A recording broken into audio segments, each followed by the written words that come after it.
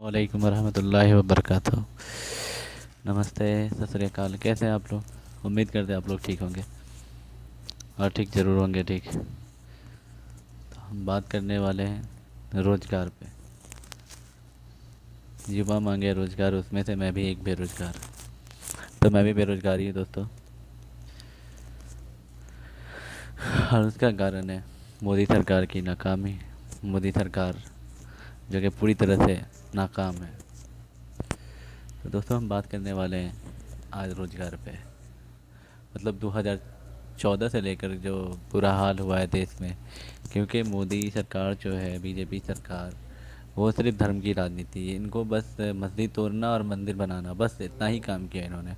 और दूसरा काम इन्होंने इतना किया कि बस सरकारी चीज़ों को बेचना, बस और कुछ नहीं। और अपने जो है ना, अपना विधायक खरीदना, विधायक खरीद करके सरकार बनाना, सरकार गिराना, सरकार का बनाना, बस इतना ही काम किया इन्होंने।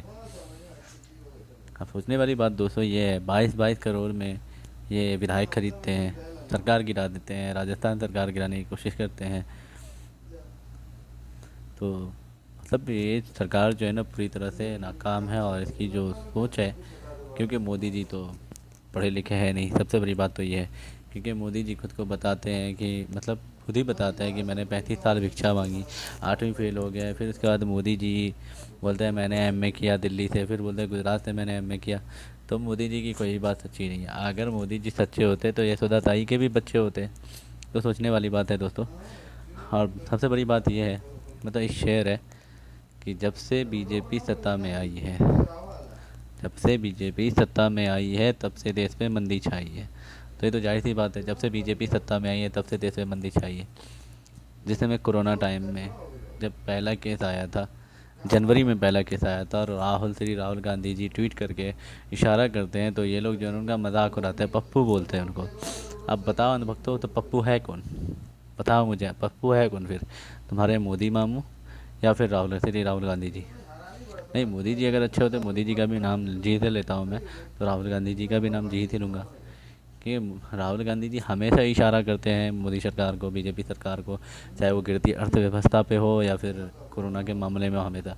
कि 1 जनवरी में मामला आता पहला, और ये 14 फरवरी को साहब जो है ना नमस्ते ट्रम्प करते हैं, नमस्ते ट्रम्प। अब सोचने वाली बात है, स्टेडियम में नमस्ते ट्रम्प करते हैं, वहाँ लाखों की तादाद में लोग थे। बहुत सारे अलग अलग स्टेट के रहे होंगे, अलग अलग डिस्ट्रिक्ट के रहे होंगे।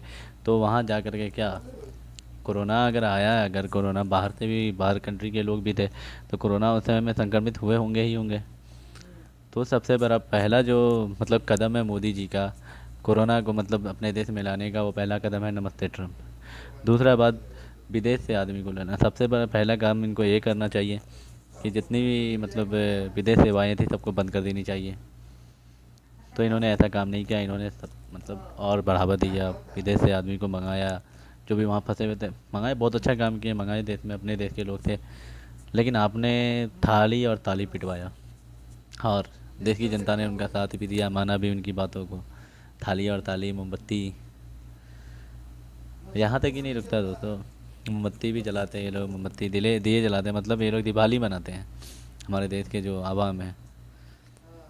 अब मोदी जी करते हैं मन की बात, तो मोदी जी मन की सुनते कहाँ हैं? तो सबसे बड़ा सवाल है रोज़गार। रोज़गार कैसे ख़त्म हुआ? रोज़गार ख़त्म होने का सबसे बड़ा रीज़न है मोदी जी की जो नाकामी। इन्होंने कभी भी मतलब शिक्षा पे, जब से ये सत्ता में है तब से इन्होंने जो है ना रोज़गार पे या किसी चीज़ पे जो है ना, इन्होंने सिर्फ बेचने का काम किया, इन्होंने बनाने का काम नहीं किया। अब देख लो, घर में अगर 10 रुपये, अगर घर में अगर 100 रुपये का इनकम आ रहा है, अगर आप वो चीज़ बंद हो जाए आपका, ठीक है, और आप उस चीज़ को भी 100 रुपया आपके अंदर है जमा हुआ, अब वो चीज़ को आप ख़त्म कर दोगे तो क्या करोगे? लास्ट में आपके घर, जो घर बेचना पड़ेगा ना आपको, फिर ज़मीन बेचना पड़ेगा। तो वही हाल मोदी जी का है। आरबीआई पूरा खाली हो गया, मतलब देश का सारा खजाना खाली हो गया। वो सारा खजाना कहाँ गया? तो मोदी जी, देश की जनता सवाल पूछ रही है आपसे। तो ये तो सवाल है, मोदी जी से सवाल है। क्योंकि मोदी जी के दो अनमोल रतन हैं, अंबानी अडानी। ये दोनों को, ये जो है ना देश का गरीबों से लूट करके और अडानी अंबानी को दे रहे हैं।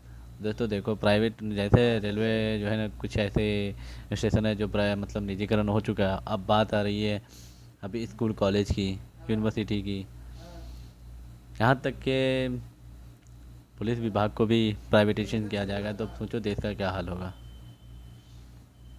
मतलब एक गुलामी की ओर जो है ना ये देश को ले जाया जा रहा है। रोज़गार ऑटोमेटिक ख़त्म होगा क्योंकि सब कुछ निजीकरण होगा। जहाँ मैं इससे पहले ही वीडियो में बता चुका हूँ, जब भी निजीकरण होगा तो जहाँ 50 बंदे आप ही अगर एक मतलब छोटी मोटी कंपनी खोलो, ठीक है, तो आपको जहाँ 10 बंदे लगेंगे तो आप सोचोगे ना 5 बंदे में काम हो जाए। तो वही हाल हो रहा है अभी जो होने वाला है। अभी रोज़गार कम छिनाया, अभी तो और छिनाएगा अगर देश की जनता अगर इनको जवाब नहीं दे, सरकार से जवाब नहीं मांगे तो अभी देश का बुरा हाल होने वाला है। अभी तो 23 है, शायद ऐसा ना हो कि 30 पार हो जाए। देश की जीडीपी माइनस में, प्लस में नहीं। उस मत होना कि प्लस में, प्लस में होती तो आज देश नंबर 1 होता, हमारा देश सुपर पावर होता। समझने वाली बात है, सोचने वाली बात है। तो देश के युवा मांगे रोज़गार। रोज़गार कैसे भाई, रोज़गार कैसे मिलेगा?